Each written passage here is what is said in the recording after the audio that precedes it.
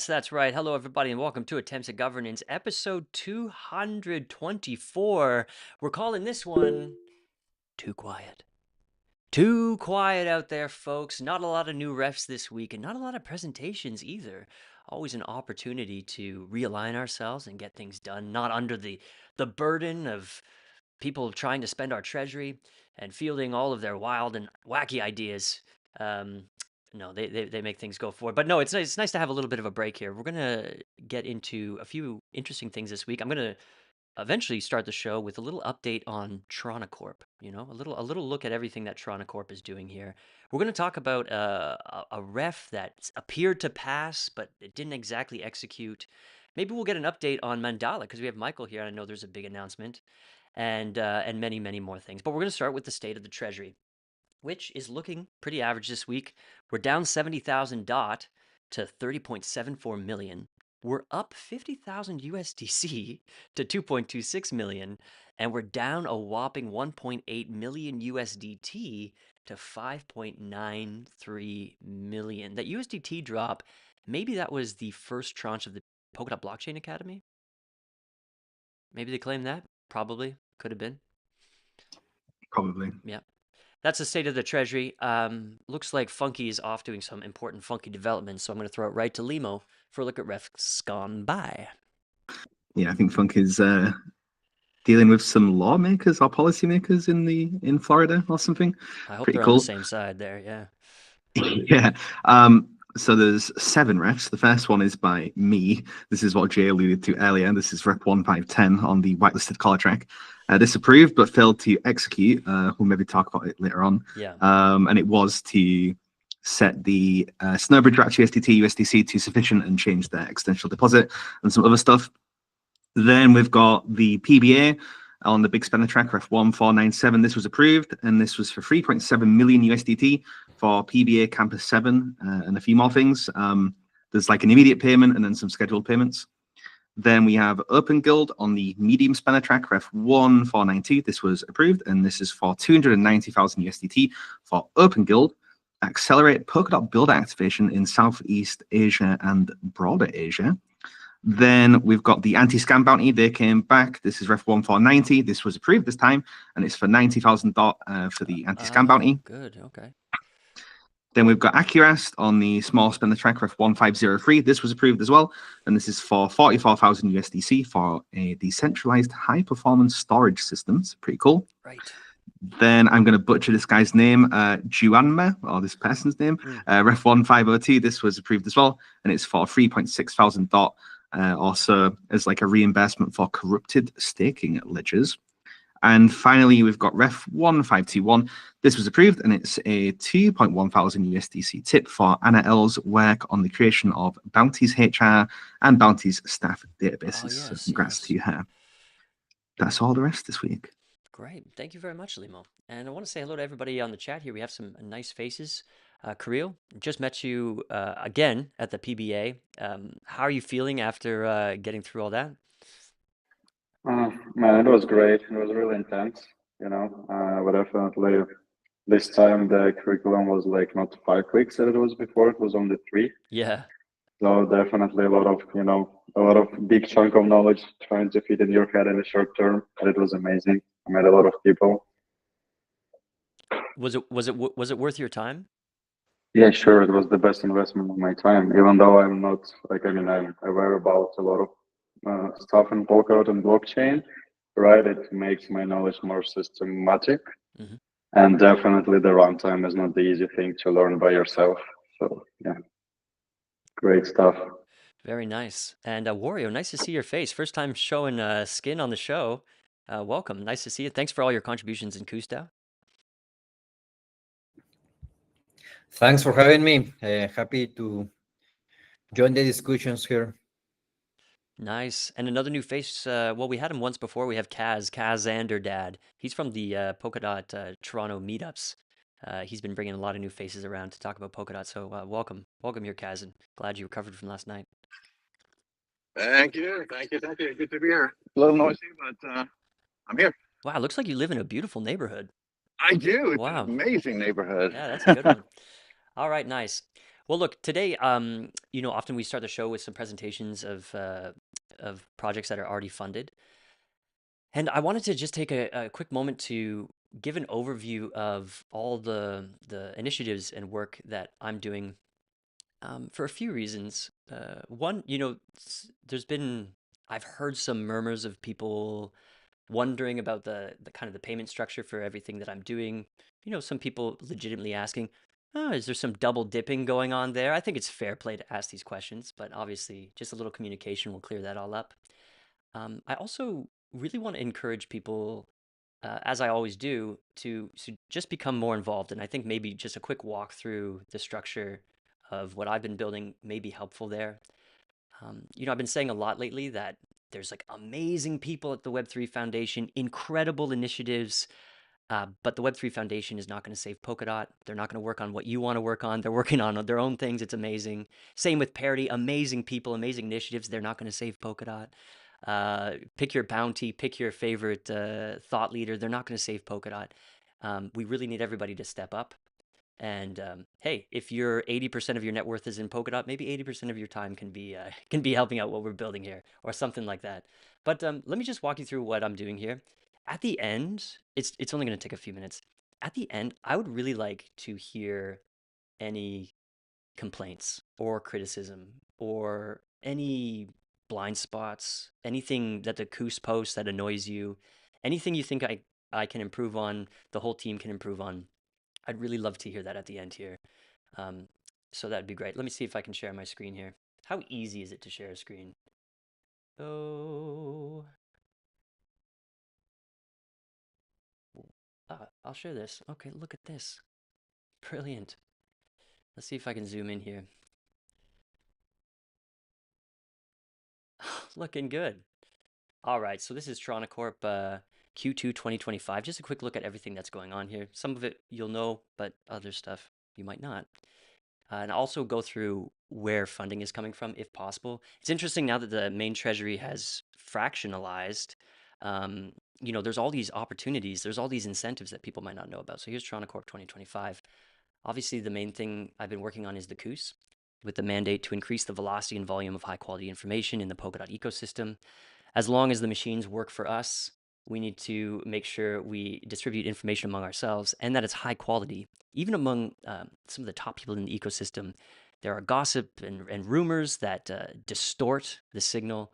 And it's really important that we contribute to a source of truth as far, or sorry, a source of information that gets as close to the truth as possible. This is very important, and it's not just a CUSE job. There's many people working on this. The CUSE right now has 17 contributors. Some very small contributions, just little touches, others much more involved. But there are 17 people that we've aligned under the mission of the CUSE so far. And just so you have an idea of my compensation, I'll share with you my hourly rate for all this work at the end of the presentation. But I take $166 a day for directing the CUSE. This is for everything that doesn't fall within specific production things that I do. This number, 166, hasn't changed in 3 years. But it's different, like the Friday news dump, that 2 to 3 minute contribution I make, finishing the show, putting it all together, like that's $250. Space Monkeys with travel and 3 hours of editing and all that, that's $770. But kind of this is like a base salary rate you can think about. That's the fee that I take for directing. So the CUSE is divided into a bunch of different buckets. One is CUSE Public Broadcasting, which includes AAG, the monthly Open Dev Show, and Space Monkeys. This is all funded via OpenGov directly, via an OpenGov ref. And it's important to note that AAG is actually, as far as my contributions go, is volunteer. Same with Limo and everybody you see on the panel. Although we do pay for chopping it up into clips and also for the design elements and all these things. Yeah, we might have heard that Limo gets $250,000 a year for AAG. He should, but he doesn't, but he should. But AAG otherwise is controversial. No, not controversial. I'm saying volunteer. Yeah, it shouldn't be controversial. That's CUSE Public Broadcasting. We also have CUSE News, which includes the Friday News Pump, the CUSE News Shorts, which includes those deep dives on refs, and also CUSE charts, which we started at the beginning of the year. Super good. The charts are crazy. I've even seen other outlets copying CUSE charts, which is great because they just do so well, especially in this high information environment. This is funded by the marketing bounty. Okay, so CUSE Public Broadcasting, direct to OpenGov. This is funded by Marketing Bounty, and we just finished our first 3-month work with them. We're going for 6 months soon. There's Regulatory Rewind, which is a collaboration with Parity Legal. This is, we'll call it incubation. This is kind of self-funded, but this is that weekly live show. It's actually, we've gotten the price down a lot. $540, I think, per week to produce that show, including a little bit of ad buying, including the shorts that we cut out of it, including posting and all that. $540 for a live show. Pretty good. And I think that's getting very, very good. The people on that show are just getting much better every week. And then there's a new project you might have seen. This is CUSE non-Anglo. So we've spent a couple months building out a pipeline. We spend, I don't know, 10,000 a week or no, not 10,000 a week on production, but well, maybe it's 10,000 a week on production. Yeah. But the question is, how can we?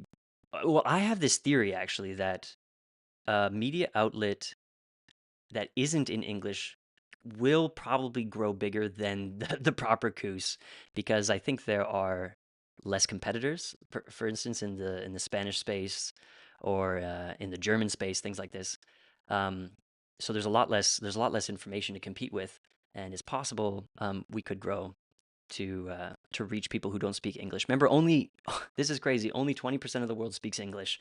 There's 80% of the world who doesn't, all who could benefit from the glory of Polkadot. So we've managed to build this pipeline. I think it's it's around $1,200 a week to pay for the tools that do the translating, and then pay for an individual to make sure the translation is good. The mouth is moving, animated, and all this stuff like that. It's pretty neat. We started with CUSE. I don't know if you saw, but we're going to do AAG with a Spanish host in Spanish. That's going to be coming on May 2nd. And then there's other languages coming as well. This is still an incubation period. We'll have to see if we can make it sustainable. But I'm really happy with the results and happy with the team doing this so far. Okay, also there's CUSE DAO, which is totally volunteer. I guess there is payment coming TM soon from Web3 Foundation for the cohorts, but it's vested and whatnot. This is all just run on volunteers. Building it and managing it, this is all just, I don't know, I guess you could throw it under my directing fee, but that's CUSE DAO. So that's, I think we've had 140 or 160 registered members, and currently there's almost 90 who are qualified to vote. I think it's one of the largest voting DAOs in the ecosystem, and hopefully a source of great discourse and public and open discourse in the Discord. Okay, new expansion this year, CUSE live events, and these are 3 of the partners we've worked with so far. The theory is you invite the CUSE, and we take your event that's in a specific location and make it live. Personally, I get tired of seeing content from an event that happened 2 months ago, 3 months ago, and I think there's a lot of value in being able to record and flip it into content live as it's actually happening.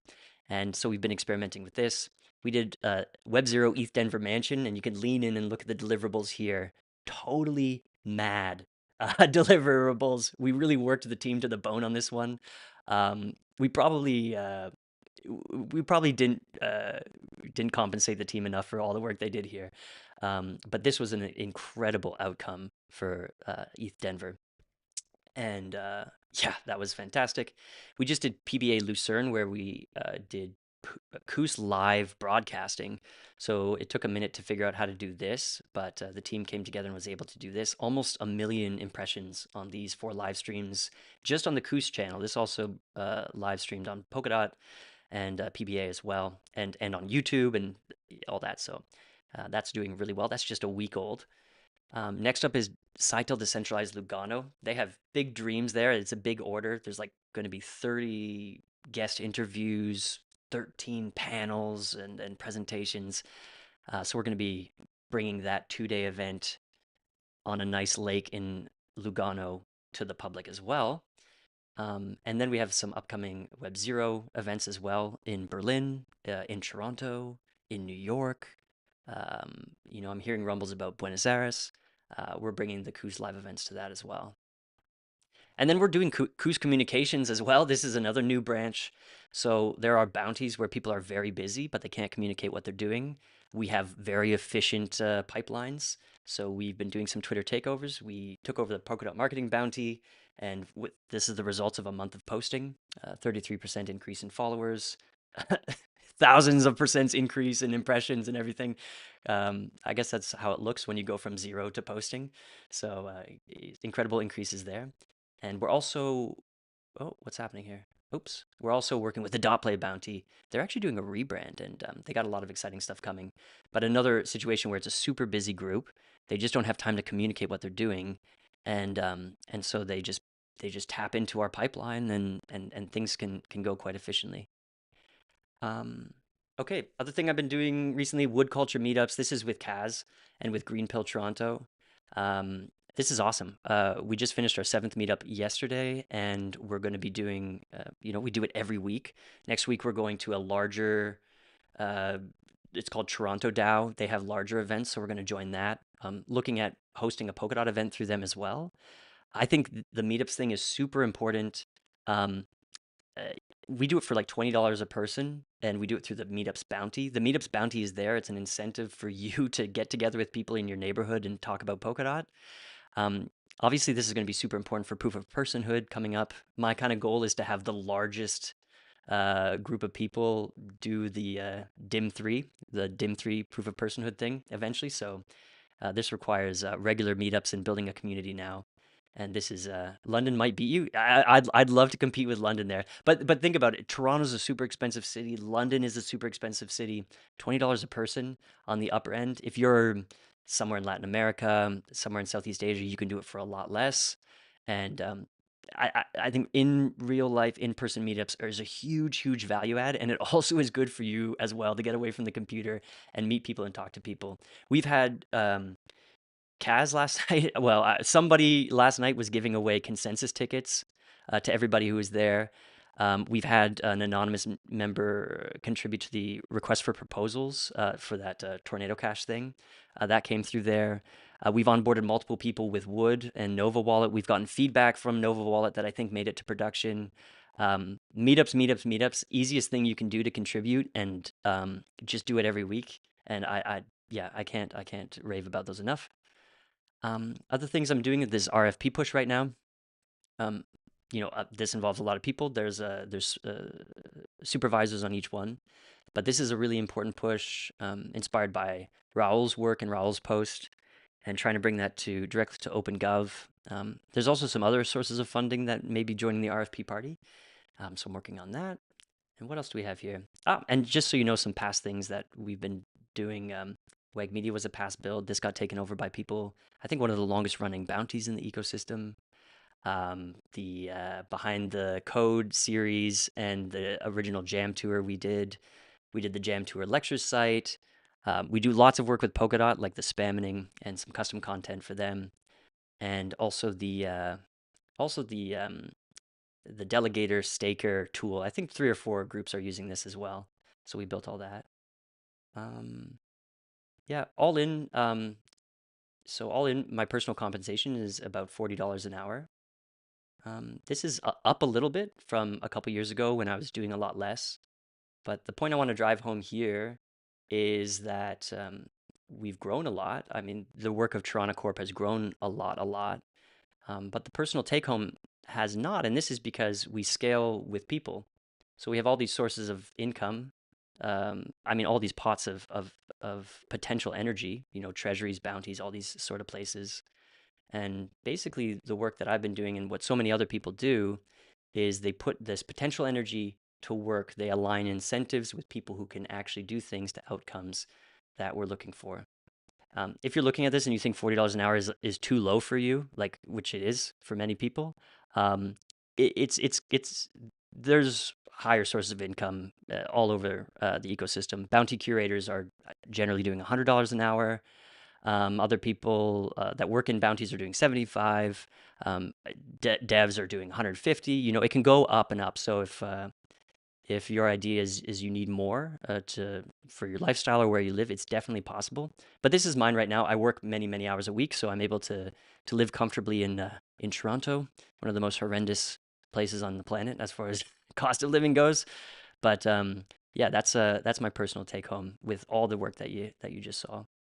And just a reminder to everybody that you can just do things, and we actually need you to do things because, like I said, nobody's going to save you. No group or individual is going to solve the problems that you see. We just really need everybody to step up and contribute. All right, so there you go. Hopefully that clears up the double dipping questions and also is a little tour of what's possible. Those are just some of the sources of incentives that you can put to work in the ecosystem, and would really love to see more and more people pitching in. There's lots of agents doing exactly what I just showed you. This is just one path or just one example. So check it out. All right, I'll open it up real quick for questions. And again, if there's any criticisms or concerns or irritations or annoyances, and now would be a good time to share them with me because I'm definitely open for some feedback in here. Raul. Hey, thank you for the presentation. I'm wondering, how do you plan to organize the non-English speaking Kusumerian episodes? Like, what's the team? How is it formed? Do you have a plan for that? What are the languages? We're going to go, thank you for the question. We're going to go just one at a time, starting with Spanish. We basically use this to build the pipeline out. So what we've managed to do is it's a one-person job for the content creation. So all CUSE content, clips we make from AAG, the charts, the shorts, Space Monkeys clips, all of this can be done by one person. It's a bit of a grind, but using a technology called HeyGen, which translates, reanimates the mouth, and then the individual is able to adjust the translation and make sure it makes sense. And then they can either post themselves or they can be put into the CUSE posting pipeline, which is kind of sophisticated now. You know, you can easily post across 4 platforms with high accuracy and navigating all the nuances of posting. Like I said, 1,500 a week is the upper side of that. We can start from 0 like we did with El CUSE, but we have another language coming up where it's actually an established community and they're going to rebrand as the CUSE in their language. So they basically tap into our non-Anglo pipeline, they assign one person, and now they have, you know, 4 to 8 pieces of native language content a day for their community. We're more like open for people who want to do it rather than kind of seeking it out at this point. But like, if there's a Chinese community that would like to tap into CUSE content and have it in Chinese, like that would be freaking epic. Indonesia, I don't know, could be pretty epic. But working out the pipeline was the hard part. Cool. Any Northern English? Yeah, that's a good idea. Yeah, exactly. Actually, Latin. We should go into some archaic languages. No, my girlfriend loves the Spanish CUSE. I gotta say, I catch her watching it all the time. It's fucked up. Okay. Anybody else? No, I mean, some feedback would be really helpful before we move on. Come on, there must be something you see that's so annoying, right? Yes. I love the CUSE. I think rock solid. Okay. All right, Limo, come on. Thanks, Michael. Yeah, I don't think you're doing enough. This is ridiculous. I'm gonna flood this. All right. Well, look. Okay, let's if we have nothing. Oh, let's see the chat. Yeah. All right. India too. Yeah, India would be great as well. James, please. No negative feedback, Jay. Honestly, I think everybody appreciates what you're doing in the community. We all love what's going on. I think you are excellent at transparency and sharing all this information. So just kudos and keep up the great work. Okay, I'm gonna be doing this a lot more often, guys. It feels good. Thanks for. Okay, Wario. Thanks, James. Yeah, I agree. Everything is cool. Just a little recommendation in the Please. Spanish channels. Yeah. Sometimes the translation is like not very accurate, Mm. or slow, like fall behind. Mm-hmm. So yeah, I noticed more in the first Earlier. intents. Yeah. Yeah, but yeah, I know that it's an incubation process, and yeah, keep it up. Thanks a lot. I really appreciate that feedback. 'Cause I can't tell the quality, although we have been working with some other Spanish speakers to make it better and better. And if you see anything, just my DMs are open and let me know. For sure. All right, yeah, Spencer. Then we got to probably move on soon. Yeah, I was just gonna say the only thing that is an actual criticism that Please. I was thinking of, because I do share the same sentiment as everyone else. Like, you're doing always great stuff. Just like the access to be able to get onto the AAG, I think for some people can be a little, like, if they're new to Yeah. the ecosystem and they're like, I've got some like ideas. Yeah. It seems like there's not like a, speak on the AAG.com and then you just like, Yeah. throw your email in or something. Because I have people that will ask me, they'll be like, hey, how do I get onto the AAG? So maybe just that, I guess. I love it. Thanks, bro. AG access. You're right. It was kind of obtuse originally to like protect us, but I think we can definitely open it up way more now. Yeah, or just like an intake form or something, Exactly. something. Yep. And Dennis, we wrap us up here. Yes, thank you, Jay. I just remembered my filmmaking background, Yeah. so I want to say that I mean, while we were preparing to apply to the referendum, so we've started quite a lot of YouTube videos of yours.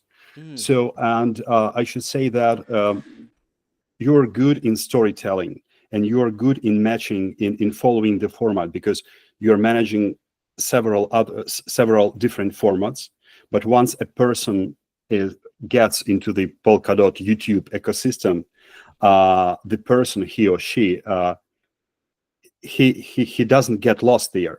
So he sees different formats, but he feels familiar. He feels himself in the family. So different formats you are managing, but they all have the same structure and the same spine, I would say. That's good. Okay, yeah, thank you very much. Thanks for that feedback. Beautiful. Okay, guys, thanks a lot. I'm gonna bring that conversation around maybe at the end of the show, for some forward-looking stuff. But I think we should get started with some presentations, some hot presentations on the go here. Starting with another touch to guest list +1.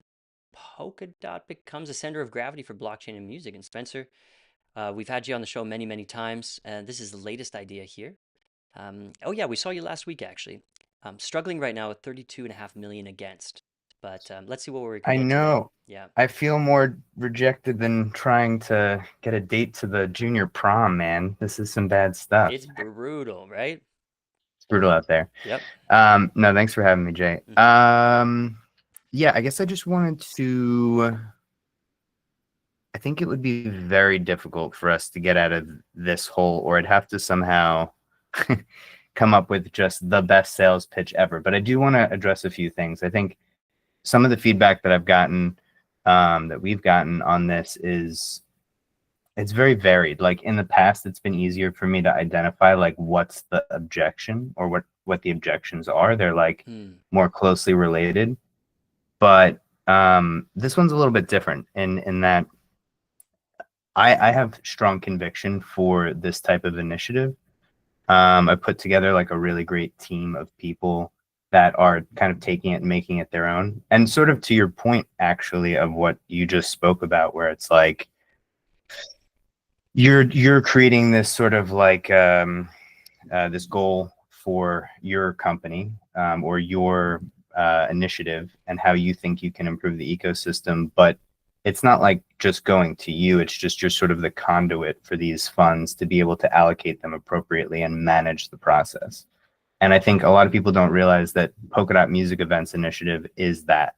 You know, it like my for-profit entity is MuFi. We're the technology provider for, you know, APIs that help abstract Web3 and make it really easy for businesses to use, Web3 tech in a very like Web2 setting. So any front end developer can really just use these Web3 tools. And specifically, it's all for Asset Hub, driving transactions to Asset Hub. It's tricky because we could do a lot of things a lot faster on the MiFi side if Asset Hub had smart contracts and things were all up and running. But we're really bullish on Asset Hub and we want to drive transaction volume there. But Polkadot Music Events Initiative is like really focused on bringing a lot of things together that aren't just, it's not like a MuFi funnel. It's not a Beatport funnel. It's not a Bash funnel. It's really to drive Polkadot, to drive music forward on Polkadot. And this is something that we've designed, we've spent a lot of time building to say like, okay, we've got these great products. They're about to be in the market. Asset Hub is almost at a place where, by the end of the summer, we're going to be seeing the ability to really have businesses build there. But we need people to know about it. And I think I was having a conversation, or my co-founder Anthony was having a conversation with Beatport the other day, and they were saying like, it's interesting that this is not, winning or going through the Treasury with like open arms, because if we're not talking about this, then it sort of is the same problem that we see in other aspects of Polkadot, where you have great technology that's not being marketed or supported in the right way. So I saw a couple of comments. I think in Subsquare was one of the best comments, the most concise comments or critiques, which was just like, you have other refs that are out there. What's going on with those? Like, you promised all this stuff with Billfold and yada, yada, yada. What's going on with the other Bash events? So I do want to address those, publicly as well. So first off, with Billfold, we're sitting within their tech stack. We spent a lot of time in staging to make sure that we were able to onboard their prior users, which we've already onboarded about 1 million or so of the 3 million. And then in May, every single user that engages with the Billfold event that hasn't previously come to a Billfold event will now get a new wallet. So, we've just taken a little bit of time to work with the companies and work with Billfold and make sure that we're like operating on their timeline and strategically, coming out at the right time. So you'll start to see these transactions happening in full force in May. And we're also doing a larger partnership with one of the biggest venues in North America to run like a loyalty program, which is like the next piece of the Billfold evolution. So we'll start to see not only transactions from a loyalty basis and the wallets and the users that are coming through on the original proposal, but delivering on some additional things there. So it's really just a matter of, it's not just, is the tech ready? That is a component to it, but it's also, are we able to do something when the company is ready? And we haven't spoken about it publicly because we've been working with PR agencies. Distractive has put us on with like a bunch of different people. We've reached out individually, to make like a big push all together to say, hey, this is what's happening. And to show those KPIs in full force, because it's sort of like you only really get one opportunity to like come out with hey, this is the message, this is what's happening, and follow it up. So there's a lot I think that's happening in the background that we haven't been very public about. And that has been a critique also. When I saw Limo at ETH Denver, he was like, hey, like I found, I know about this. I found out about this transaction stuff, but like you guys need to, make a big push on telling the community about this, which we have been strategizing on that. We just haven't done it yet. So there's that. And then in terms of the bash events, like we already produced the ETH Denver event, which was part of that that Treasury proposal. There are 3 more that we owe the community. The difference between what we've done in the past and what we're doing with this bash proposal is it is only good for the community if we can bring Billfold into new venues. And so we've got 2 venues of the 3 that we're looking at that are installing Billfold, but the turnover process takes a little bit longer of a time frame. So where we thought we were going to be able to produce 3 events between now and the end of June, it'll probably be between now and the end of September. But the value is so much greater because we've actually gotten these venues to adopt Billfold permanently. So every event moving forward, they will now have music, Polkadot music users. So it's just, I'm just trying to get the best outcomes possible with, what we've been promising the community and kind of over deliver on those promises. But I'm not going to just throw an event for the sake of throwing an event. I want to make sure that we really put those funds to good use.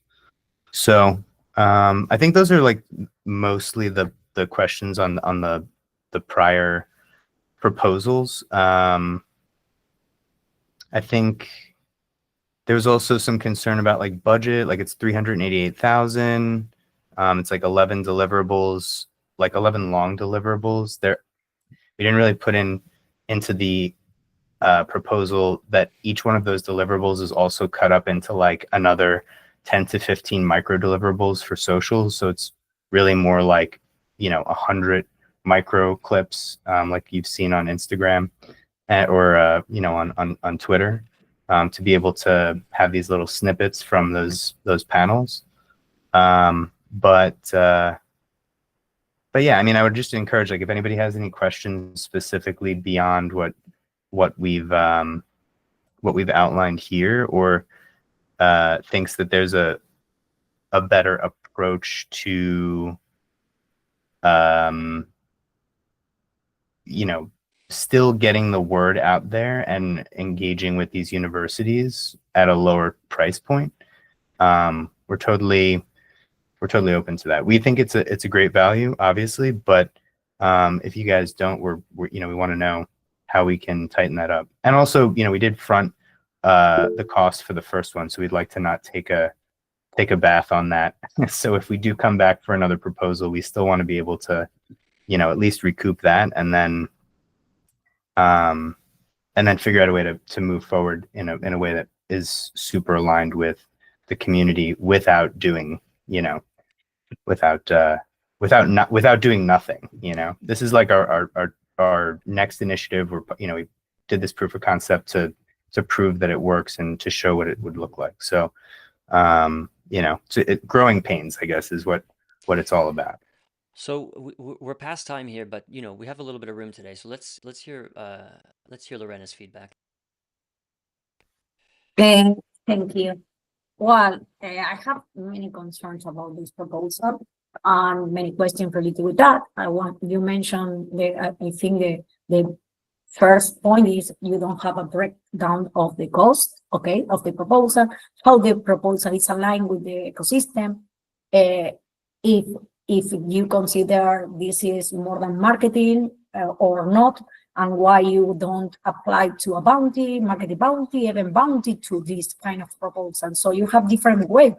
We have bounty for this, in my opinion. And if you consider that this is a new vertical that we have to explore as an ecosystem, maybe we can talk about to having a specific bounty related with music, okay, music and blockchain as a vertical. But that is my many point that I think the community is concerned not only about the cost. For me, it's inexpensive, but this is my own opinion.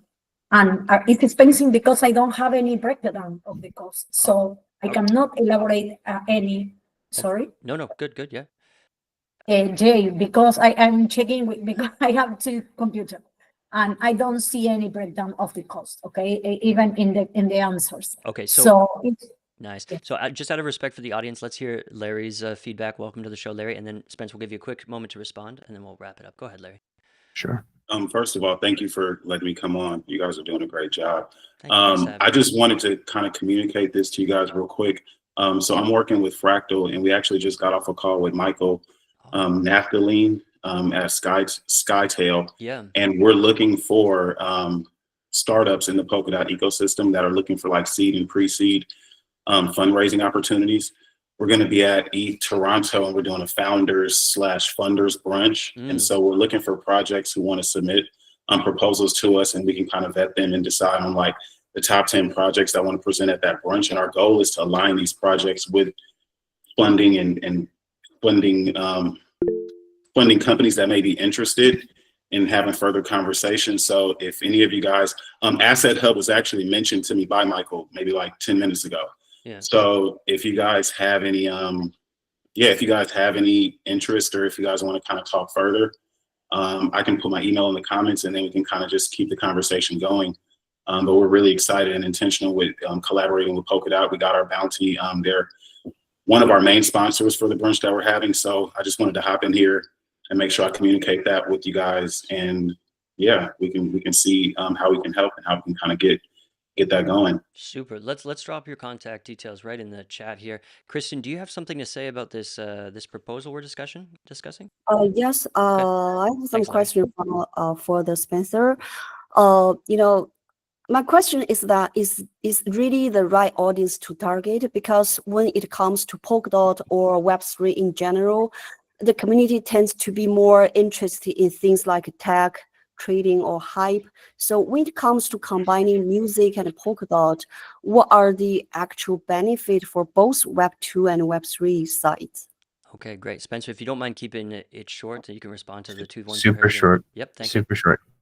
Yeah, thank you, Kristen, and thank you, Lorena, on both of those. I think, Lorena, so for your question was about the breakdown for funds. There's a spreadsheet that's in the deck that I can link it to you. It's also linked in the deck that's in the proposal.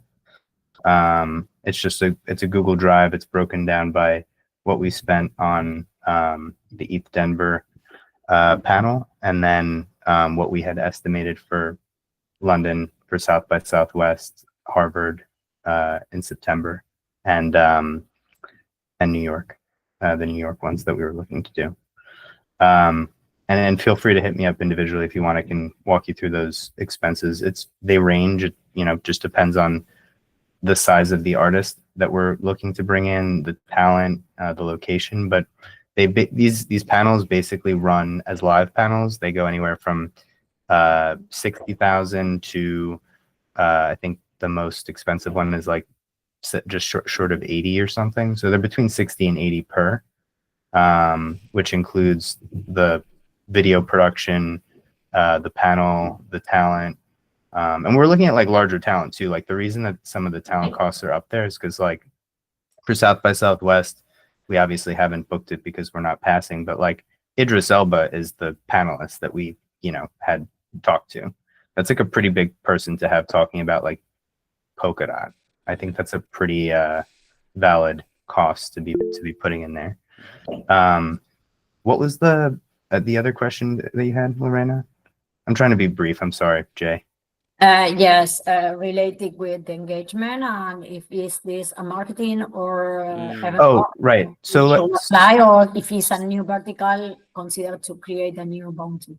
Yeah, so I'm close with the people on the marketing bounty, and I've spoken to the events bounty and stuff, and a lot of the marketing, the way that Juba explained this to me basically with marketing is that if it falls into a certain category, which is like the ad spend, the production, or the or something within that vein, then it's a marketing bounty cost. If it's something outside of that, where it's like the actual event itself or the production of the event, then it's an events bounty cost. And if it's more than both of those and there's some sort of third layer, then it's a hybrid situation, and OpenGov is the better vehicle for funding, which is why we typically come to OpenGov for that. there are other things that we're trying to work on. We haven't submitted them yet, but we're looking to go to the marketing bounty because they're just marketing spends. But yeah. All right, let's wrap it up there. Spencer, thank you for coming back on the show. Michael, did you have a Thanks. quick comment before we move on? Real quick, I just say, Spencer, like I appreciate the pain that like it can be with this stuff when you know you've got something really good and you want to like bring Dot to it. But like I know just help people come on the journey, because I know for me it's like a lot of the words that you're saying is like the industry. I'm just not in that industry. Like I don't know half what it is. Totally, and yeah. I'll do a better job of it, breaking that down. I mean, to Kristen's point, real quick, the value there is, we are bringing a valuable product to a community that's like very dedicated, which is the music community. So music is such an accessible industry the same way that gaming is. So when you put the problem is that tech people tend to not have, or Web3 people tend to not know the actual problems in the music industry. And the music industry doesn't know how to build products half the time, So when you put them in the same room, the value there is something that isn't done as well. You're curating an experience where that conversation can happen, and that's so valuable. And then you're documenting it basically, So I think if I were to summarize this whole conversation, what's come up the most is communications. Communications about past successes, communications about the value, and communications about the structure of the proposed spend here. And the great thing about communications is we can always improve. And yeah, thanks for coming on the show, Spencer, and getting further with that today.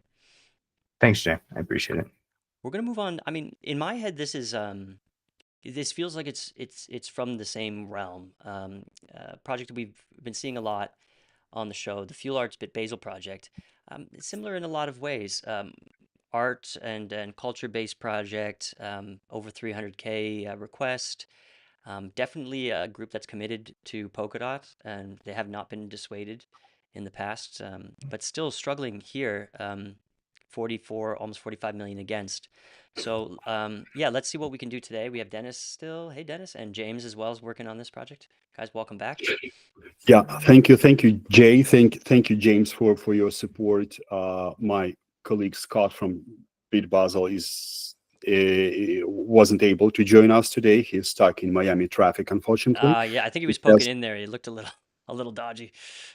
Yeah, but let me give just a quick recap of what we are supposed to do, because we still have 5 days left, and we're used to fight till the end. So we're launching the so-called Polkadot Artists and Collectors Hub, which is a 6-month program aiming to bring together accomplished fine artists, collectors, and Web2 brands into the Polkadot ecosystem. Another way, we're combining education with real market integration to drive both transaction volume and long-time value for Polkadot. The program is scheduled to have online sessions as well as offline on-site representation in Miami. So and for artists, but when it comes to educating collectors, so it will be an online program only. Our goal is to launch 212 new projects, generate 10,000 new transactions, and return 3% of on-chain revenue back to the Polkadot Treasury. So we created the program powered by top-tier mentors from Web3, from the digital art community, and we are in close connection with Charu, the Unique Network, with Alex, so as well as with other brands from Web2 like Christie's, Sotheby's, ArtNet, Art Basel, and more.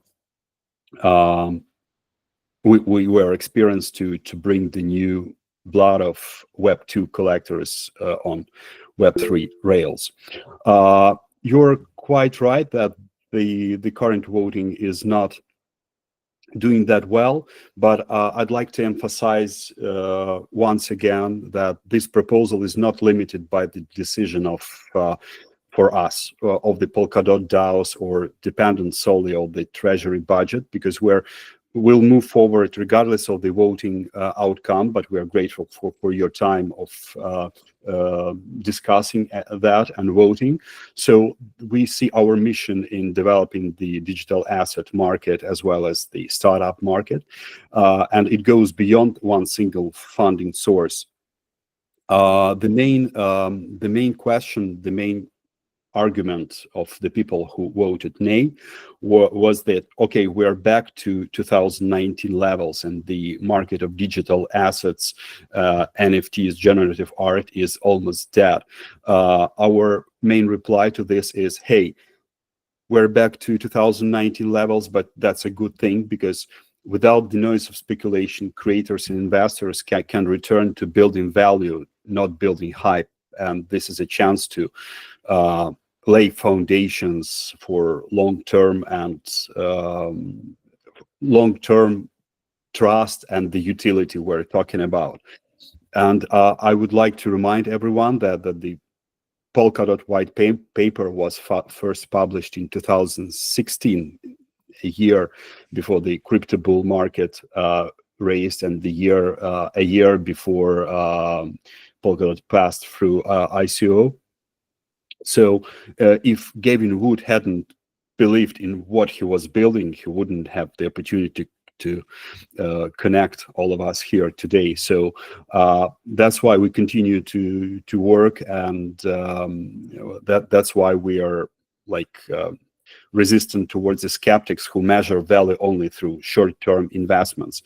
And our recent development, on Tuesday, we hosted a webinar to bring together leading experts in Web3 and digital assets, and to discuss the numbers that truly mean for the digital asset and NFT ecosystem, and but also to outline some concrete steps forward for creators and collectors.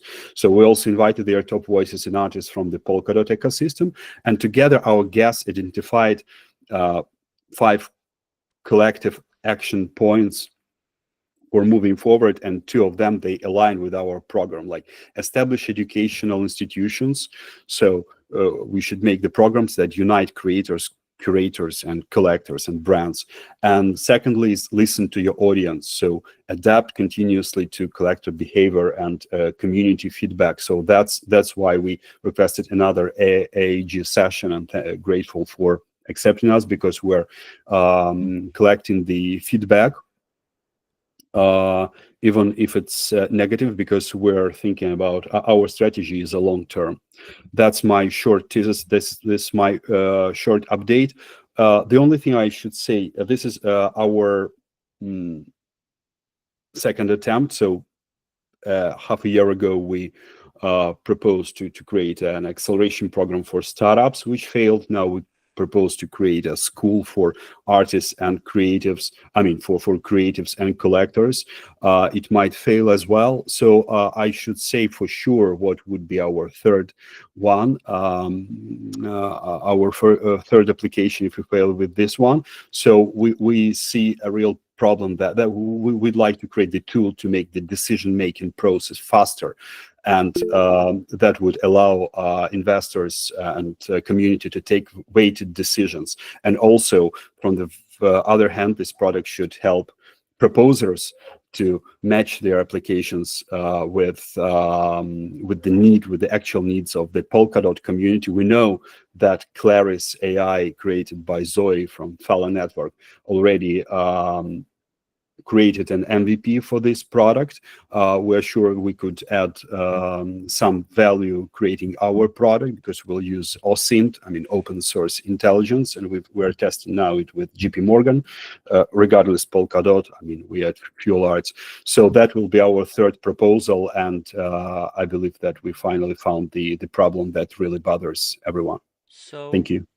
We have 1 minute left. I'm going to suggest, James, that we actually just listen to Kristen first, who's the leader of a DV, and see what she has to say. Yeah. Kristen, please go ahead. A little muted there, Kristen. Can't hear you. Here she goes. Yeah, hello, Dennis. This is Kristen from the board. Nice to meet you. I am not a technical person, so please feel free to correct me if I'm wrong. So from what I understand, when an artist want to release an NFT, the available tools on the market make it a one-click process. So why is there a need for educational project in this space? That's a very good question. So that's why we shared our program on which consists of 6 different blocks, because the demands towards an artist when it was the first NFT hype are not the same as they should be evolved into the next period. So the artist should not only have the opportunity to before the artist makes that click to mint his or her artwork, they need to know a lot about what is their product about. They need to know how to connect with brands. They need to know what utilities are inside their products. So what leads behind their artistic or crypto manifesto. That's why the first iteration of the NFT market failed, because artists produced only artworks without any utility behind it. So we want to give them the instruments to put that on the rails of the real needs of Gen Z and Gen Alpha. Okay, James, you want to wrap us up here? I do. And you normally kick off the show with the state of the funk. And if you were to ask me my state at the moment, it's a little bit conflicted and frustrated. So I think perhaps some of you have seen on social media yesterday, we had an amazing day here in Florida at the state capitol. Funky was there. Scott from BitBasel was there. I was there. We had a full day of meetings with senators and the House of Representatives and the Office of Financial Regulation and all these people. And we talked about blockchain. We talked specifically about Polkadot. We talked about innovation opportunities, and interest was raised, and it was really all positive and great. So hooray, that's fantastic. I'm conflicted because obviously we're struggling with this particular ref and have been for a month. And I have other potential partners in the pipeline who I'm now a little bit hesitant to bring over to Polkadot because we can't seem to convince the community of what to do. And I want to talk briefly about the DV process that we've gone through, because we've just switched from DV3 cohort 3 to cohort 4. Right.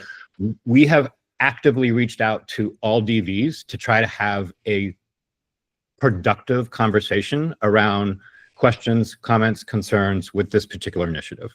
I've said on previous AAGs around this particular proposal, I don't think anybody really has an issue. It's not personal, clearly, it's open gov. It feels personal sometimes, but I know that it's not. I don't think anybody has issues with BitBasel or Fuelarts in particular. I think, like I said last week, the overarching sentiment was this whole NFTs are dead, and the community is not interested in anything NFT related or education related right now. We've tried to counter that with, this isn't an NFT thing per se. It's trying to bring a new asset class over to Polkadot. It's happening on blockchain, whether we like it or not. It's happening on other blockchains. I'm trying to get some of that business onto Polkadot itself. So we've talked to all of the DVs. We've reached out to the DVs. And I know there are representatives from those DVs on this phone call right now. Many of the new DVs, we have not been given the opportunity to have that meaningful conversation. I understand it's week 1, and I understand everybody's settling into their routine, but we actively tried to have those conversations knowing that those votes were kicking in this week. And we were hoping to see some of those votes kick in and reverse the position that we're in. That hasn't happened yet. We have 5 days left. Hopefully we'll have that opportunity. But other DVs that we did have conversations with, and I was on those phone calls, and they weren't contentious, and we didn't get negative feedback, and we didn't get any pushback, and we still got nay votes from them with no comments, with no feedback. And it's one thing to try to convince the entire community, but when a DV has taken on the responsibility of that DV role, I would expect and feel like we deserve the courtesy of that conversation to try to shift the narrative. And if it doesn't happen with this particular proposal, okay, but I think as a community, we need to do better to figure out how to make that happen. Because even in CUSE DAO, right, you know me, I'm everywhere and I'm very engaged. But if all but 2 of the CUSE council members are against the proposal, then of course there's no hope of that coming through on the CUSE side. But again, the general consensus was, we're not into NFTs, we're not into education, or we don't see the value in the proposal. And if you don't see the value in the proposal, then perhaps shame on us for not doing a better job, but we've tried really hard to explain the value. If you don't want to hear it from me, that's fine. If you don't want to hear it from Fuelarts and BitBasel, that's fine. That's why they tried to do this AMA with additional subject matter experts outside of all of those organizations, explaining why the opportunity is valid, why other blockchains are pushing for this, and why I'm pushing to bring this onto Polkadot.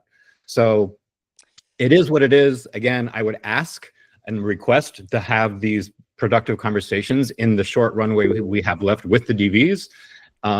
And if there's real concerns, like, let's get them on the table. But if it's just like, you don't like it this week, depending on which way the wind blows, it gives me pause around what else am I really going to bring to the table here, because we're doing all of this public facing work to bring business onto Polkadot. And if the community's not into it for whatever reason, I'm a little bit stuck. Done with my soapbox. Thank you very much for sharing that. You all are so lucky that Funky wasn't here at the top of the show, because we're going way over. Lorena, you have a very, very, very, very quick thing to add. Only thing to answer, James, related with DV, because I'm part of the Trustless Core, we have a manifesto that explains how is the process, okay? And we check everything. I participate in this AAG, in addition, I participate always, because we want to listen to you, okay? That is why we try to not be in contact directly with the proposal, because we need to understand what you want to do according to what do you present, okay? And according to the breakdown of the cost, according what is how it's aligned, and related with how you present all this proposal. And I cannot say how the team will vote, okay? But related with me, I have to say that for me, this kind of proposal are not in the same time that we are in Polkadot. That is why maybe the community is rejecting. Right. Because as you know, how is everything in the ecosystem, how is focused on jam, is focused on in gaming, is focused in different vertical. Maybe this vertical is not the focus now. All right. Thank you very much, Lorena. Spencer has the fastest thing to ever add. I think if you stop the conversation where the best quality people are talking about it, it becomes dead, you know? So that's I'm just saying, like, who else is pushing? You may not think that it's the right narrative, but who else is pushing that at a high quality? Who else is having that conversation? You're basically saying, if I'm not trying to put words in your mouth, but you're basically saying that, like, it's it's dead on arrival because it's not the right time for Polkadot based on your opinion. But if there's an audience for it, and they can be brought to Polkadot, then we should capture them, bring them over, foster that. I'll give you a few quick ideas, sort of based on that. I think in general, maybe it's an approach issue here.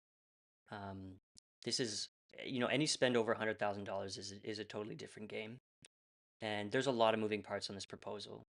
And what we generally find is that complexity is basically death in OpenGov. And so when you have 6 different elements that all come together in this beautiful puzzle, you're just going to get a no because people can't understand it. Like, imagine that presentation I made at the beginning of the show. Imagine if I presented that as an idea in one proposal. It's not going to happen. But iterating over 3 or 4 years, you can grow into these areas. And that's really seems to be the way. You can get more complicated in bounties, which is why we've done that. But it's a little bit like trying to fit an elephant through a straw. I would say the same thing with the guest plus one. A lot of moving parts there.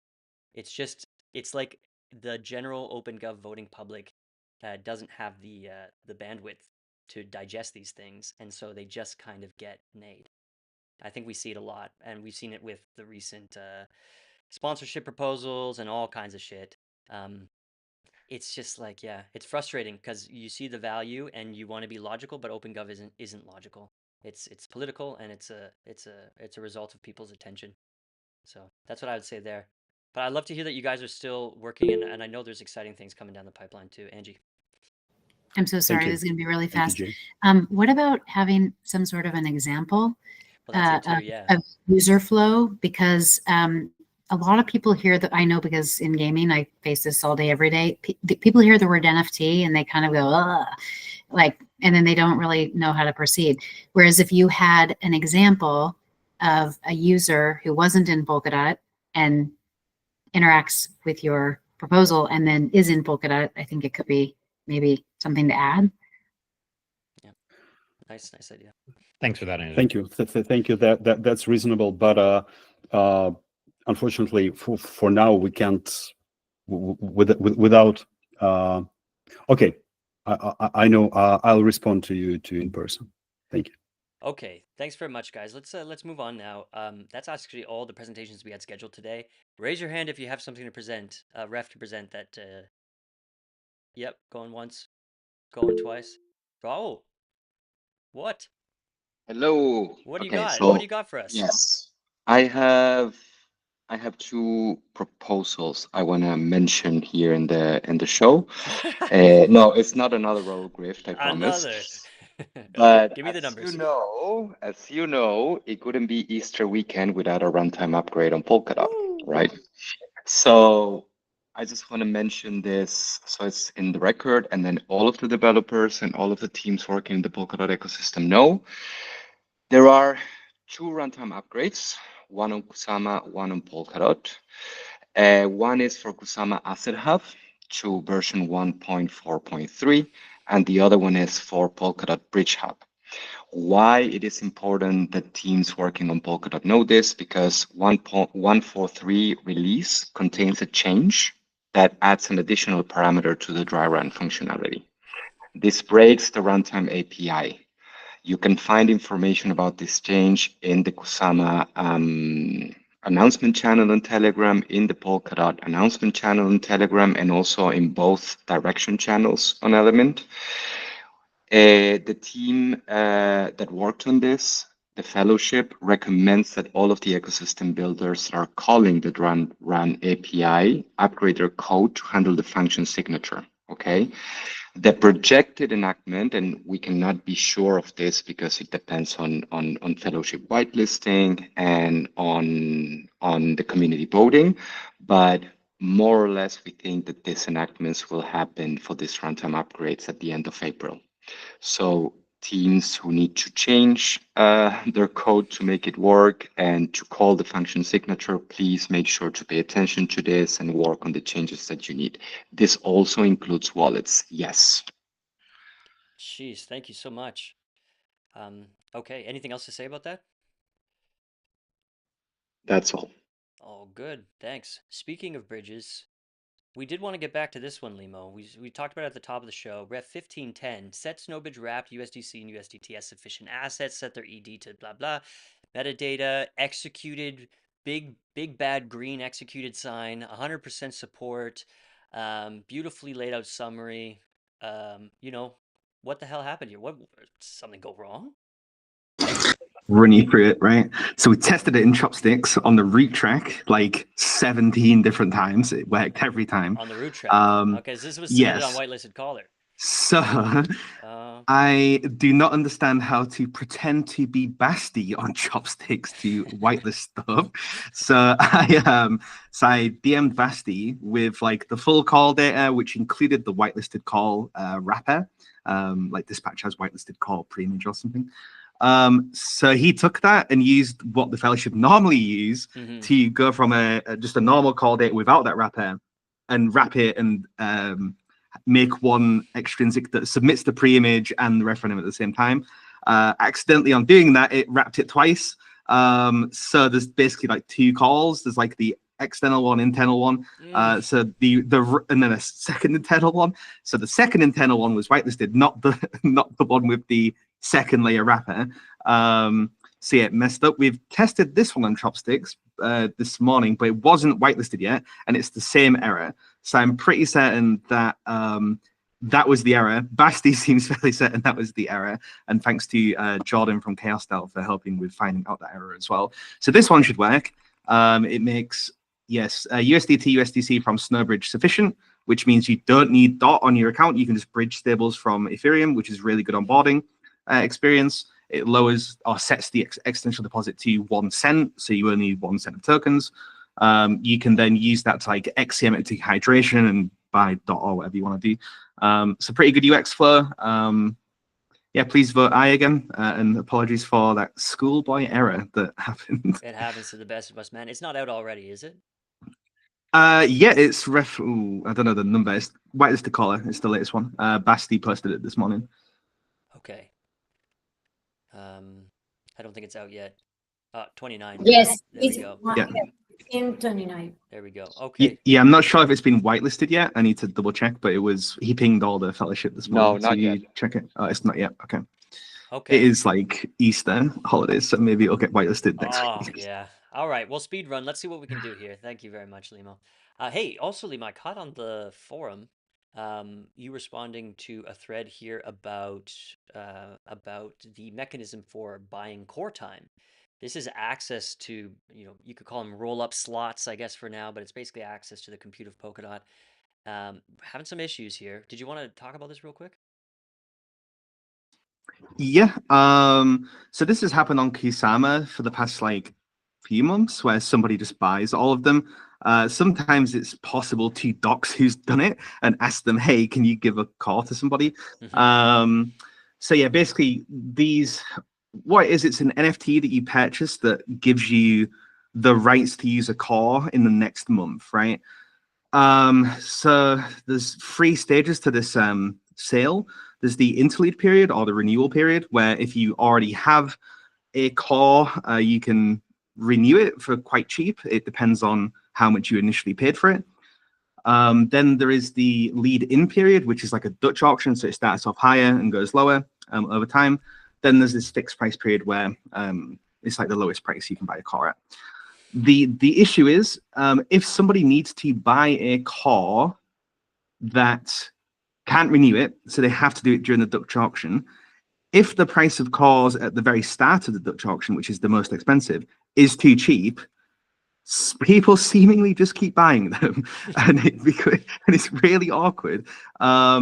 So I raised some ideas. The first one is basically, if people start buying cores at whatever price, the price goes up because clearly there's demand, like an LBP mechanism, which, I mean, DeFi uses it for price discovery, so it's probably a good thing to use.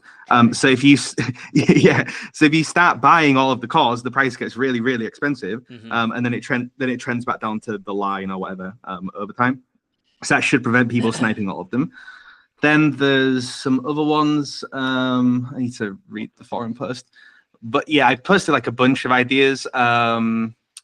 So splitting up the lead-in period, so maybe instead of just a Dutch auction, it's split into 2 sections. So one is I bid at the highest price, so I get a core sort of vibe. So if someone really values cores, they can bid for them. Maybe a candle auction like crowd loans were. Maybe you can pre-purchase non-transferable cores. So you can say it's April, and you say, hey, next sale, I want to get a core guaranteed non-transferable for this parachain. Here's a deposit of whatever the maximum price in that sale would be, and then you get one potentially for June. So it's like a 3-month thing.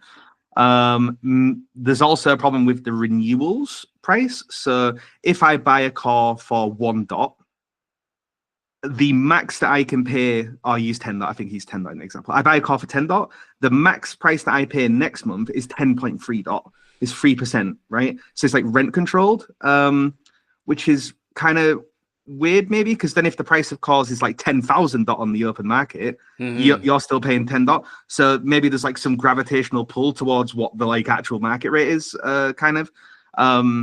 And then Donald Murray, who deals with a lot of this stuff, we talk about him a lot on the on Ref Gone By, he posts a lot of refs. He mentioned an idea on, so Basti raised a GitHub post. Yeah. So then Donald's replied to it today with the idea of maybe there's a track in OpenGov. I believe this is what it is. I've like skimmed it. A track in OpenGov where you can say, I'm this parachain. I really want a car, but it's like really difficult to buy one. I'm willing to go through governance to say, I'm willing to pay like $100 for a car. Will you please assign me one? And then I'll keep renewing that car. Oof. Kind of thing. Yeah. Because it's just basically when the sale starts, whoever's the quickest and pays the most money in tips, which the collator gets, not the network, the collator that made that block gets, wins. And it's really odd. So yeah, I think it needs changing. It seems Basti and Donald Murray think it also needs changing. There's some other people from like Parity and WFF that have DM'd me that also believe it needs changing. So hopefully, I think Donald's one's probably the easiest one to do. Sometimes I come up with stuff that's kind of difficult to implement code-wise, but a new track. You had gravity in there, right? Like we're going to put physics on chain. No, it's just if you've got a car for $1 and the price is $100,000, like every month it should like bump up to get closer to like some market price, right? I think taking advantage of an oversupply is really bad. There's some Kusama chains and their like renewal is like 0.00001 KSM, and it will be that indefinitely unless it changes. So it's kind of really their strange. Renewal. It's indefinite renewal. It never goes up. It's 0.40 or 501, and it can only go up by 3% every month. So it's like until the end of the universe, until they pay like 1 KSM. Oh shit! Yeah. And wait, can they sell that core and retain the renewal rate? So you can't sell it. So from reading all the site posts and stuff, it seems you buy it, and then if you want to renew it, you have to like properly assign it to your parachain, and then you can only renew it. You can't transfer it or something like that. So needs work. This renewal thing seems a bit iffy. I mean, you can imagine a time potentially where there would be a lot of rollups needing a lot of cores with elastic scaling, and there's a limited number of cores, and then maybe there's some chains that are kind of shouldn't have a full core. Let's say maybe they could have an interlace core that you can't get rid of because they can just infinitely renew for a really cheap price. And then it's probably really awkward to go through governance to say, I don't think this parachain should have a full core. Let's remove their core from them. It's like kind of weird to do that as well. So yeah, I think the system needs some level of changes. Okay, well, let's get those in quick because that's so true about elastic scaling.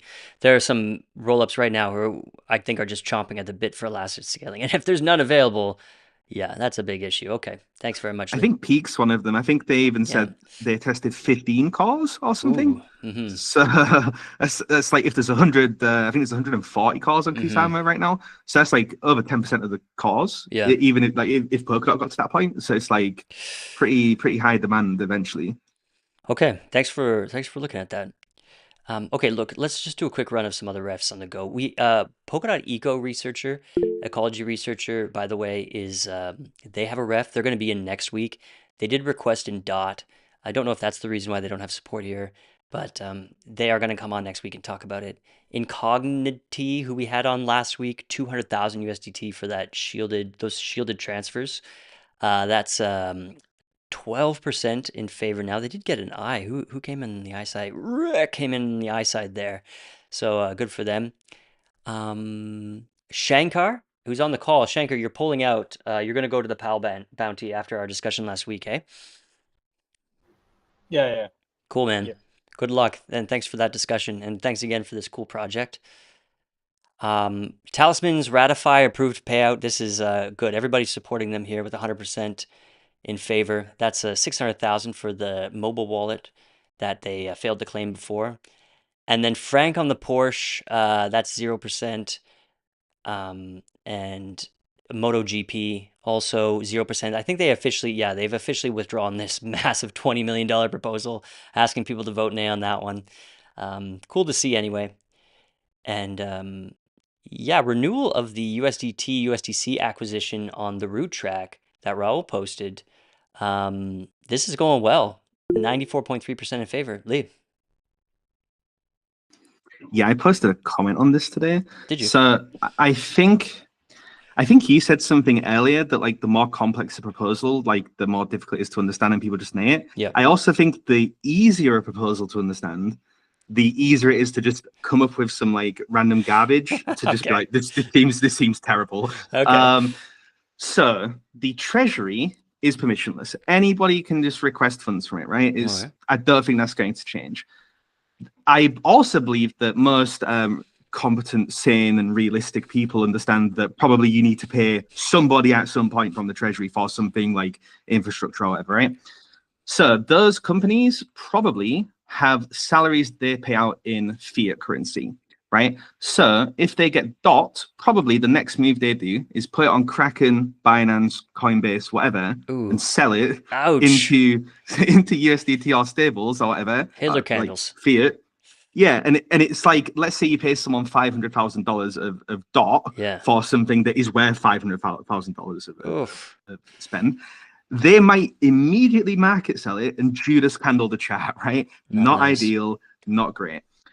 So it makes sense to slowly DCA into stables to pay people in the thing that they want, which is stablecoin / fiat currency pegged thing, rather than sending them DOT and then they just market them all in one go, right? The other thing is people believe the Treasury is the only reason the price of DOT, and sorry, not financial advice, blah, blah, blah. They believe the sole reason the price of DOT is down from where it was whenever time period is because of the Treasury selling DOT, USDT, whatever it is. No, not the case. That is fundamentally flawed.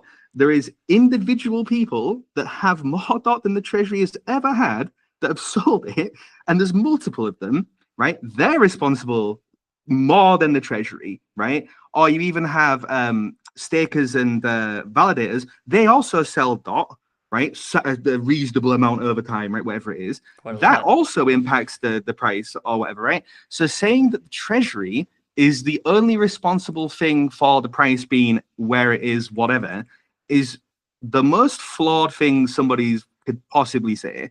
And there's tools like Subscan, June Analytics, where you can really easily see what's going on. You can, on June, you can even look at people's accounts to have a lot of DOT from a year ago and see the like change in the amount of DOT they have and where the DOT's gone. So yeah, this is good. You need stables to pay people to pay salaries. If you don't have stables, you are still probably going to pay people in DOT. They will sell the DOT for stables anyway. The only way to counter that is just to say we should nay everything, which is unrealistic because people like naying stuff, even stuff I think is terrible, right? So you're never going to get away from it unless you just make the Treasury permissioned or just nay everything, which is both not going to happen.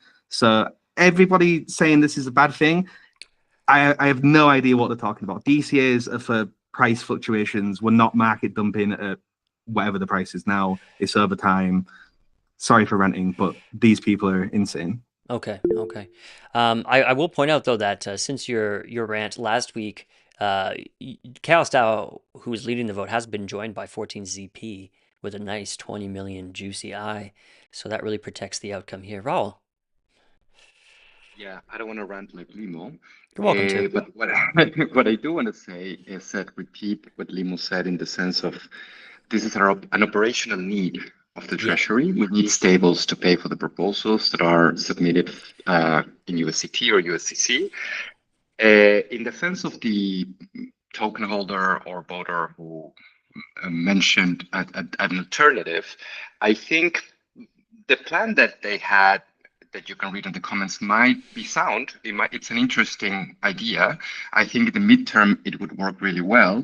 I would encourage the commenter to contact Hydration, see if this is a possibility, and come up with an alternative that we can use in the midterm, because I think it might be a useful thing. It might be an interesting plan to experiment, probably in Kusama or in Polkadot itself, and it could be both. You know, it could be both alternatives. It doesn't need to be one or the other as well.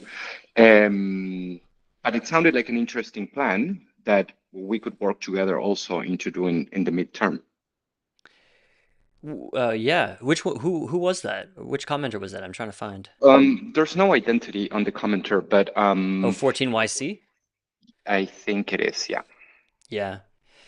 Okay. Some staking yield. Oh, you know, we've been down this path before, although not so sophisticated with the staking the treasury. Hey? Lee, sorry, go ahead. Yeah, I think sorry. Sorry. The argument for the staking was if there's slashing events, then the slash dot goes to the treasury. So it's like some really weird mechanism. Yeah. Right. There's no really an incentive for collective benefit, so to say, if we stake the treasury funds, right? There's the other possibility, but it would require people that understand DeFi a lot more than me to like review it. The same as the Ethereum Foundation does, where they just put they used to market sell ETH to fund Ethereum Foundation operations. They now put it in Aave's money market, use it as collateral to get stable coins. So that obviously means they are not selling the ETH, which was a big problem in the Ethereum community on Twitter and stuff. So there is the possibility that you could do that if like Hydra's money market, however, was sufficiently liquid enough. You could put DOT in their money market, use it as collateral, take stablecoins out, put those stablecoins in the treasury. There's then obviously risks of what if the price of DOT goes too low and you get under collateralized and get liquidated or whatever. But I think that's worth having a discussion with like people that understand money markets a lot more than I do. I think this one is going into a DOT though. No, it is going into the money market. Yes, but it's not being used as collateral. It's there. There is some like yield generated on it, but it's not being used to take out an over collateralized loan, right? Yeah. That's right. The other way is like literally use it to take out an over collateralized loan. It's the same as it's the same as this Gigadot thing. The last bit of it is like putting these LP shares in the money market to get extra yield on that. But you then can decide to take out an over collateralized loan on that stuff. Yeah. But I think these are all discussions worth having, but I think the notion of we don't need stable coins is pretty silly, to be honest. Okay. Hopefully week after week calling people silly, stupid, and retarded is actually helping. I do think we're keeping them at bay. So I hope so. Good stuff. All right, nice chat. We have no confirming refs today, but there's a few people I'd be curious to get an update from. Michael, I saw a big update from Mandala in the form of kind of a video. Unfortunately, yesterday was packed for me, so I haven't been able to open it. I can't wait to, but maybe you could give us a quick summary of what was announced. I have slides if you want. Oh, I can be quick. Throw them up. Okay, hold on. Let's get the dirt. There was like a 45-minute presentation just overall on the whole project. Yeah. Per se. Yeah. Let me have a look. What's going on here? Is that? It says presenter window. I think you got rid of that window. Maybe got it. Maybe. Oh yeah, got it. All right. Okay, so this is displaying weird, but I can still sort of run through this and we can make do. So effectively, like the main things that we were talking about on the presentation was just the general market update. So for those that don't know, I'm a part of the Mandala team. They have the whole Mandala Foundation. So Matt is the CEO of the foundation. And just to give a general market update about like roadmap and what's coming, et cetera, et cetera. But I guess the main thing that's probably relevant here is like the update on the ref from back in October last year that the Mandala Foundation got. And there was 4 main sort of use case deliverables that were highlighted in that ref. And so we gave an update on all of those and to just show that they were on track. So the first one was this one here. Does this display okay? Can you see what I'm talking about here?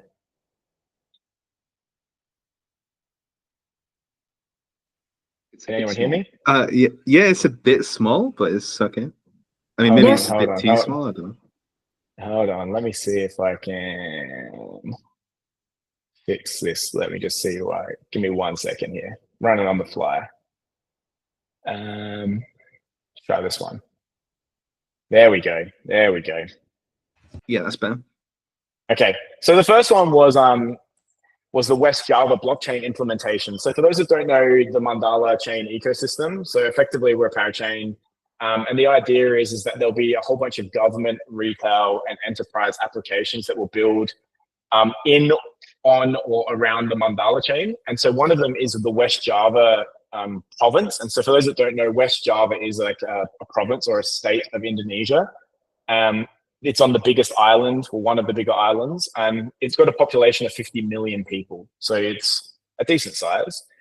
And this is the government here now has their own substrate chain. It's a federated chain, like federated node setup, but it connects to Mandala. So from like an individual user, they'll be able to access this chain via the Mandala mainnet, but the government will control, I guess, a lot of the data on here. And so the milestone was to have this testnet up and about, and it's live, it's running, and there's like a whole bunch of photos on the presentation on the Mandala video that we did on the Twitter account. You can go see of all the politicians from West Java all being super excited that they have their own new shiny substrate chain. And so this will obviously get connected and start getting really used for a lot of their internal government data storage and different applications because they keep getting hacked. And yeah, so this is all up and built, and they're all very excited about it. The next one was, this was in the ref, this was down to something called unbelievable, unbelievable, meant to be misspelled, but effectively was all based around like sort of IP protection for like a lot of creators, because a lot of people inside Indonesia and Southeast Asia in general get a lot of their sort of goods knocked off, or they're responsible for knocking off goods. And so this website, the milestone inside the proposal was to have this sort of up and about. And there's already like the UI is already up. You can already go to craftlab.id. And this gives people the ability to authenticate products, but it doesn't just work with like souvenirs or tech that's been, items that have been built in Indonesia, but it also can work for supply chain. It can also work for life cycle of goods and their manufacturing. And so the tech has already now been established, and you can go see it at craftlab.id. And this will be built on Mandala mainnet on the parachain once it goes live. And everyone's going to be using these, I guess, proofs to verify real life assets and real life cycles of goods and their transport. So the next one was from a company called Join. And so in Indonesia, they have like I guess an underutilized banking system where there's not like a bunch of these big mega banks like we have in Western countries, but they have a lot of these like sort of microfinance banks that exist all over the place. And this is a tech, I guess, stack which will allow them to have, I guess, a connection between them all. And so you'll be able to have like a credit score or a credit rating that will exist between the network of banks, and they can actually start hosting their transactions as well on chain and connecting a lot of fiat on-ramp and off-ramp in and out of blockchain assets as well. And so we talked about the hypothesis that this is like the merger of like CeFi and DeFi, and that there'll be all sorts of like flow-on cases where we can plug, you know, traditional banking that's perhaps underutilized in the lending department into something like hydration in the not too distant future. But you can see this, Join as the company, but you can see it at Kocek.ai. And that was the third milestone that had to be created at the end of Q1 as part of the ref. And that's all up and about and on track as well. And just as well, this guy's got a massive user base. It's something like 80 million people use one of these banks. And the last one, which is was the premier sort of like main use case that we're working on, is ID Chain. And so ID Chain is another one of these, like, I guess, side chains or silo chains that will connect to Mandala chain. The company here is called Pandi. And the tagline for Mandala was like onboarding the next 100 million users, was because Pandi, the company, which is a state-owned company in Indonesia, has 100 million users. And so that they now have their own chain. So there's one, the West Java chain, which is a government, and ID Chain, which is an enterprise, which is owned by the government, the federal government in Indonesia. And so they now have this chain. It's all up and running. It's producing blocks, and it will connect perfectly onto the Mandala mainnet as well when Mandala mainnet goes live. And the TLDR is that that'll be this quarter as well. So yeah, all guns blazing. That's the quick rip through. If you want to go see the extended version where the whole team talks about this and gets a lot more excited about a lot of it, then on the Mandala Twitter, there's like a 30, 40 minute sort of run through on them all. But yeah, just for a bit of accountability as well, because we know that there was some chat around that, like the GitHub was a bit quiet, and that was because they're actually private GitHubs for these projects, obviously because they're being built in conjunctions with government, but they'll all be released publicly, like, or as much of them as they can be will be shortly too. But yeah, the ref, I can't remember the number, but it was from back in November or October last year, I believe. And a lot of those milestones, which I just talked about, which were due at the end of Q1. So everything's all on track. It's all ready to go. We just need now the mainnet to go live. And hopefully we can onboard a lot of Indonesia. So check it out on the Mandala chain X account. Here it is. Look for this this video here. I can't wait to dive into it myself. I think I'm going to break it down on tomorrow's news pump. But thanks a lot, Michael. You say mainnet this quarter, TGE? You generally would need a token for the mainnet. So yeah. No promises. Fine.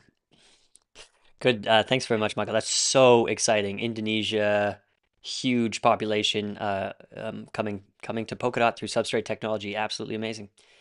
Who else do we got? Hey, Angie, did you want to give any updates? Are we going to keep it tight? Yeah, I mean, we're doing a little rebranding. Stay tuned on Twitter. And then the other thing that I wanted to mention is there's kind of like a mini summit happening next week in New York City for Polkadot. So there's a meetup on Thursday night with Thomas from the CEO of Web3, with Angie Darrow, who's the head of policy now. And then on Friday morning, I get to host Bill Laboon for our breakfast, and we're going to be we're going to have a lot of investors actually in New York City coming, and my hook was decentralized cloud. So sweet.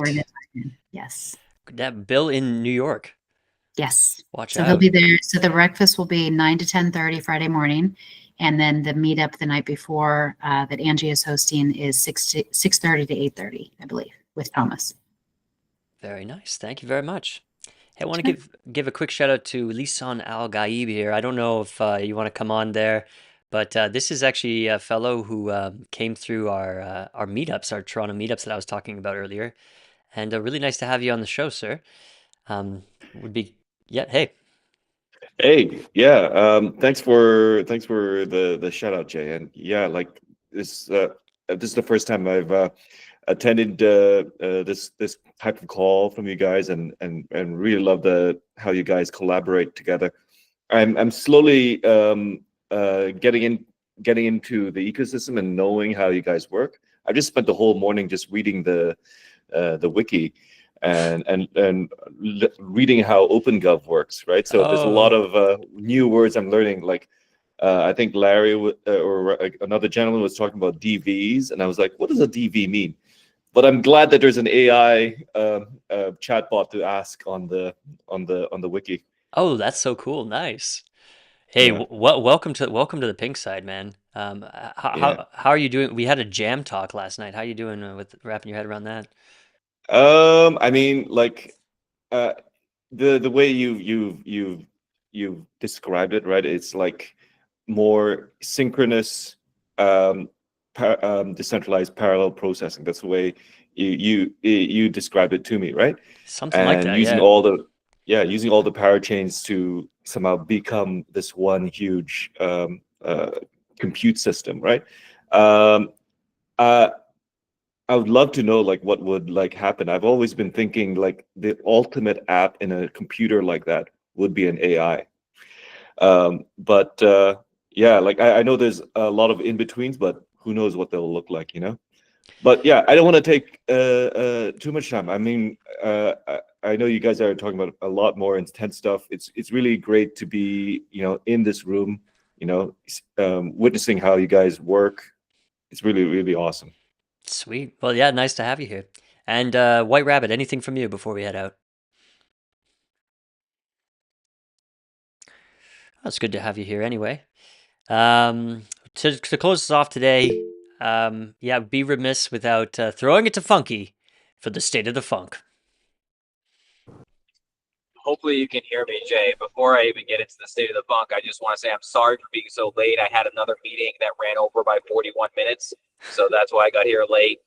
Glad you picked up on my signals for the timer. I was doing it on my Apple Oh, you Watch. were? I see. Anyhow, That's why I was like, I wasn't giving you the piece, 2, 1, and then I was like 30. Anyhow, so the state of the funk is driving. I'm driving home from Tallahassee to Tampa, hurtling toward home at 140 kilometers an hour, or 85 for my American friends, trying to get home for some other meetings. But I'm also driving dialogue in Tallahassee, and even more than me, I want to give a specific shout out to James Slusser, who just absolutely carried the conversation about Polkadot in every single meeting that we had. I was wearing my global stake hat and talking about being, head of protocol partnerships at an infrastructure provider. But anytime I could also chime in and back up James, I did, talking about how I'm also a member of the Polkadot DAO. So I really wanted to just express some gratitude to the token holders who believed in that ref a long time ago and got us that executive membership with the FBBA. I feel like it has opened a ton of doors because of the leadership of Sam Arms and, all his political prowess, the networking. I mean, the fact that the House of Representatives and the Senate recognized FBBA, and specifically when they did so, the first one they mentioned after, as part of the Florida Business Blockchain Association, was Polkadot. So Polkadot name was being heard by the entire assembly, both in the House and in the sessions that were had in private offices during those meetings were very intriguing to them, because these people do not know much about blockchain. So it's a perfect opportunity for us to educate lawmakers. And as I pointed out in my post this morning, many of these lawmakers here in Florida go on to the national level. So we are building long-term relationships with people who are going to be viable candidates at the federal level in the United States. This, in conjunction with the Web3 Foundation's new membership as part of the Blockchain Association, we can help drive policy discussions at the national level. So big things are shaping up for us just being involved in the political process here in Florida, which is an incredibly important strategic state. And I just really wanted to give a shout out to James, and most importantly, the DOT token holders who supported us and supported joining the FBBA, because I think it's really going to pay a lot of future dividends. Thanks so much, Jay. Thank you so much, Funky, and thank you very much for being such an active agent in the ecosystem. You also mentioned James there. There's so many other active ecosystem agents. This is actually the thing I meant to bring up at the end here, so perfect timing. I think there's a lot of great ecosystem agents who are providing a lot of value, spending a lot of time contributing to the network, although monetizing that time, having incentives to even lean further in, those opportunities are a bit sparse. I kind of showed how we've hobbled it together for all the initiatives, happening under Toronto Corp with the CUSE and everything like that. Not everybody can do that. It doesn't make sense in every way. I am interested in exploring, and we'll talk about it more in the future, but some salaries direct to OpenGov, agent salaries direct to OpenGov. I know we did the ambassador program. I think that's pretty up in the air right now, especially when it comes to funding through the program. Doesn't seem very stable or sustainable. I'm kind of interested to see if we can bang out some, 6-month salaries or something like that direct to OpenGov, especially with a guarantor. So let's say I, put up a proposal to fund somebody else for a fixed amount of time. Part of the responsibility is on me to ensure that they're following through with a reasonable output, something like that. I think this could be important because we have a lot of agents like yourself, like James Slusser, who are working hard, but could do with something more sustainable. Anyway, that's just an idea I'm throwing out there, but we'll see what happens with the ambassador program and all this. Thank you very much, everybody, for joining the show today. It was a very positive conversation in the chats. We really appreciate you joining there. And we really made something of this quiet week in OpenGov. We don't get that too often, so we'll take it where we can. But we'll be back next week. We have an insane Space Monkeys coming up on Sunday with Daniel, who is implementing Jam. And shouting out Giga News. Oh yeah, welcome Gigadot, all that stuff. So much good stuff going on. But anyway, Daniel on Space Monkeys on Sunday. That's going to be amazing. Friday News Pump tomorrow, of course. And we'll be back Monday to talk about Kusama AAG. Thank you very much, everybody. We'll see you very soon. See you later.